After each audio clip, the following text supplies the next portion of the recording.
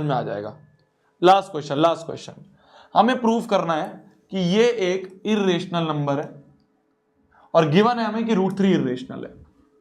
कैसे करेंगे वही कॉन्ट्राडिक्शन मान लेंगे 2 माइनस √3/5 इज रेशनल है, मान लेंगे रेशनल है। भाई इर्रेशनल प्रूफ करना है ना, मैंने मान लिया रेशनल है। तो अगर रेशनल है तो 2 माइनस √3/5 इसको अपन P/Q लिख सकते हैं। 5 को उधर मल्टीप्लाई ले जाए तो 5 इंटू P/Q बराबर 2 माइनस √3 है ना। ये भी रेशनल, तो रेशनल इंटू रेशनल ये पूरा रेशनल हो गया, रेशनल इंटू रेशनल हो गया।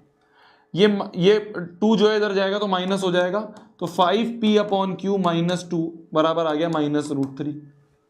तो देखना मेरी जान वापस से 5P/Q ये तो रेशनल था, रेशनल में रेशनल माइनस होगा तो रेशनल ही मिलेगा। तो मतलब कि जो RHS है ये पूरा रेशनल है और हमें गिवन है, क्वेश्चन में गिवन है कि ये इर्रेशनल है, ये तो हमें गिवन है, क्वेश्चन में गिवन है √3 इज इर्रेशनल।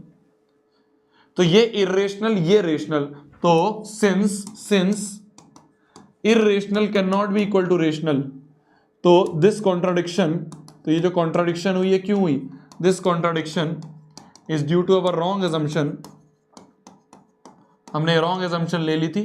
क्या रॉन्ग एजम्पशन थी कि हमने इसको रेशनल बोल दिया था, तो ये रेशनल नहीं है, सॉरी भाई साहब, 2 माइनस √3/5 इज इर्रेशनल। तो ये एक इर्रेशनल नंबर है, ये एक लिख रहा है जस्टिस फॉर अस।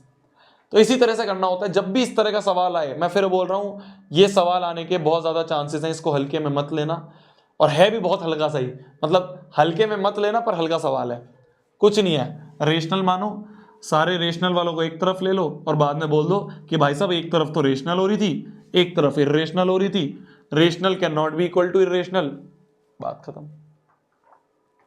ठीक है जी।